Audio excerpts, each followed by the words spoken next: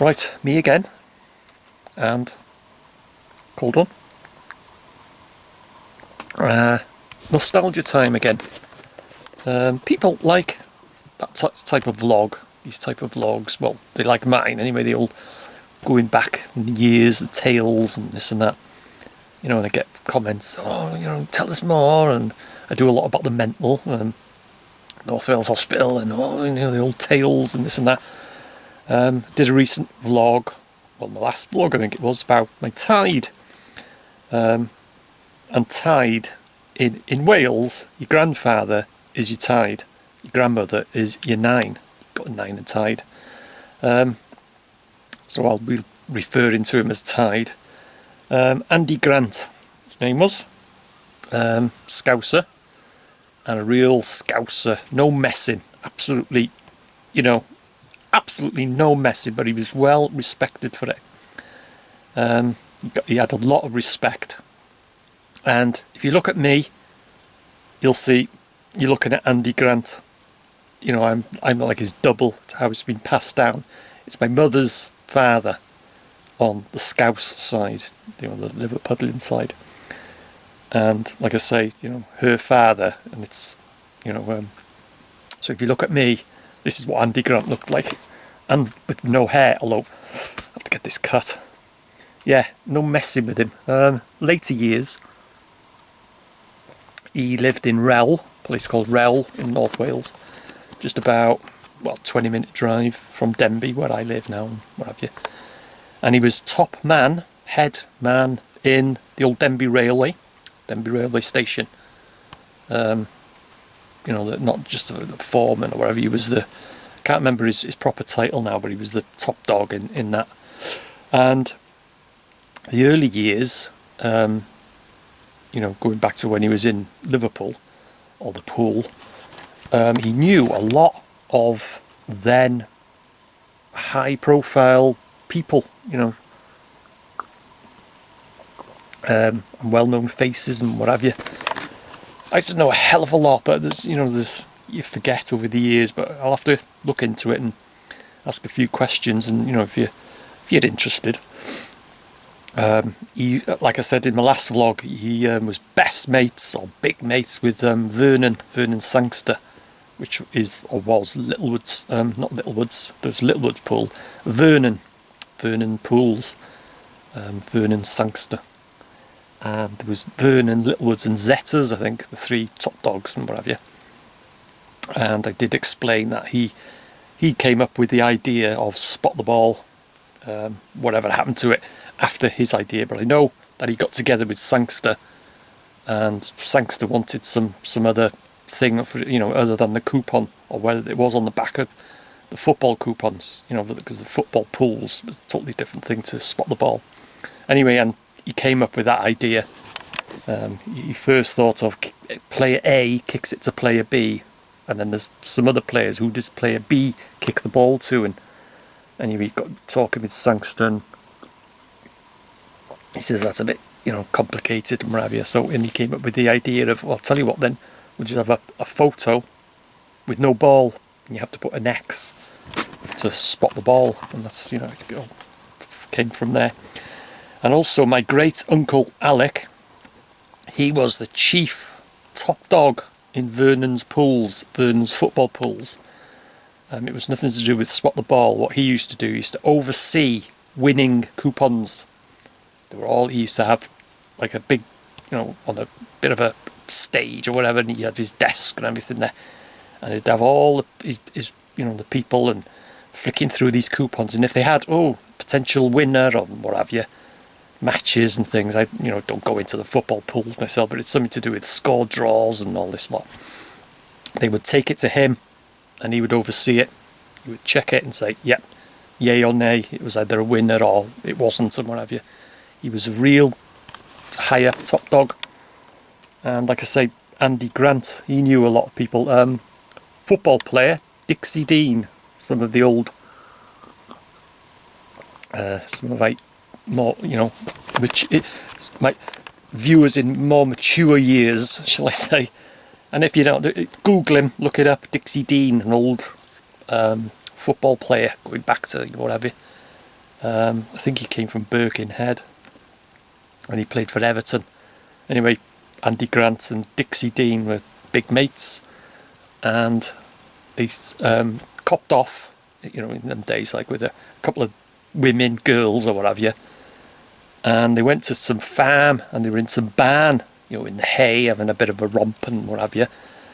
And I think it was at night, and they lit up a couple of fags and were having a fag and a talk and what have you. And one of them, someone dropped a fag into the hay, and the barn caught fire. So they legged it. No one got hurt or injured, or no, the farmhouse damaged or nothing. It was just a barn, that's outhouse type of thing. And the barn caught fire, and that was my Tide and Dixie Dean. But I think, Dixie Dean, I think he's died now. He must have done. I think it was because he's going back a bit now. Anyway, look him up. He's old, one of the old football players, and he used to play for Everton. So yeah, that's my Tide. But like I say, was no messing with him. Typical Scouser. Absolutely no messing with him. But like I say, he did know a few big names and what have you. And also going back to my other 9 and Tide, Cecil, which used to run, Levine Garage, where I used to live, the flat above. That was on my father's side. That was his mother and father. And they used to live in Llewellyn's estate. And they, under the stairs was the pantry in the old days then. Well, not going back that old like, but you're talking late 60s, early 70s, something like that. We used to go and stay there, me and my brother, just for a few nights and what have you. And I was under the stairs. That was because didn't have a fridge. In them days, a fridge. Bloody hell, if you had a fridge, you were, royalty.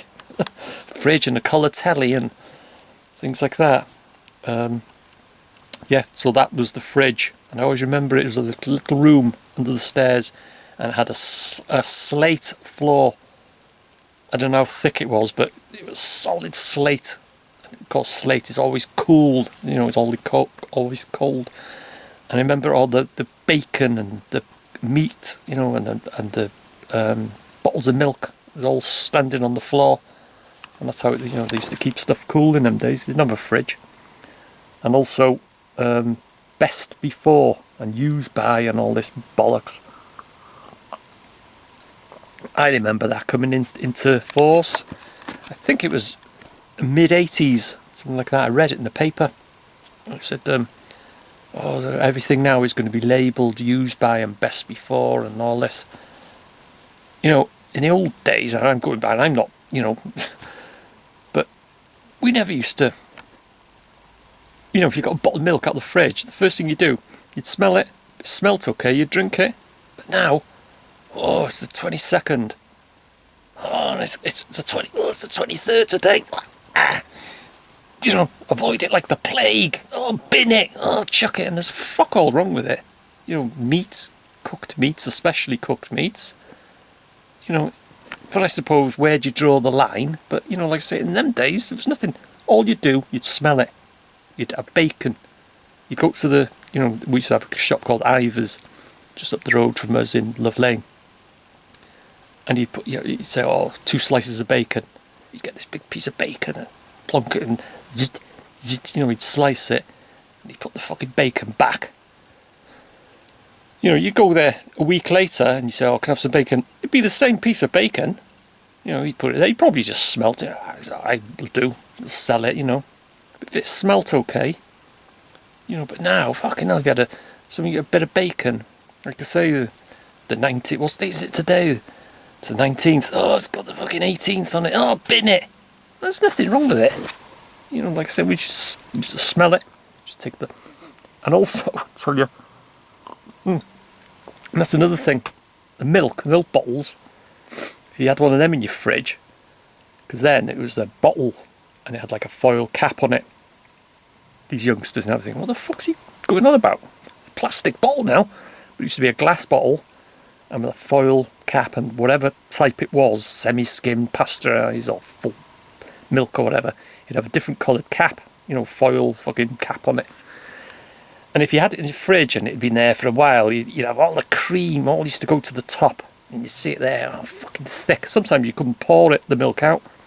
You used to stick your finger in it and just, you know, chuck a bit of the top milk when it's gone a bit manky and sour and what have you.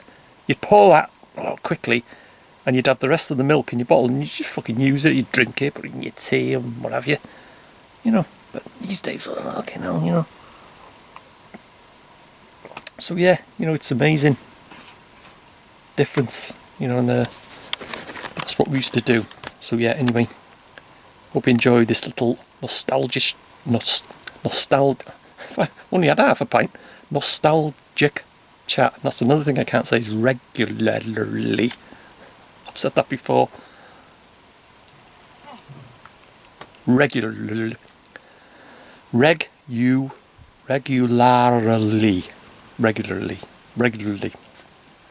Anyway, that's yeah, if I got any more, you know, these, because people like this type of thing, you know, this chat, you know, this nostalgia and this and that, you know, I suppose it is interesting. Like, to me, I think, oh, fucking hell, no one's going to be interested in this, but people are, you know, it is good. It's good stuff. So yeah, anyway, myself one or two more cold ones, make sure that it's in date. So yeah, anyway, thanks for watching, and I'll see you in the next one.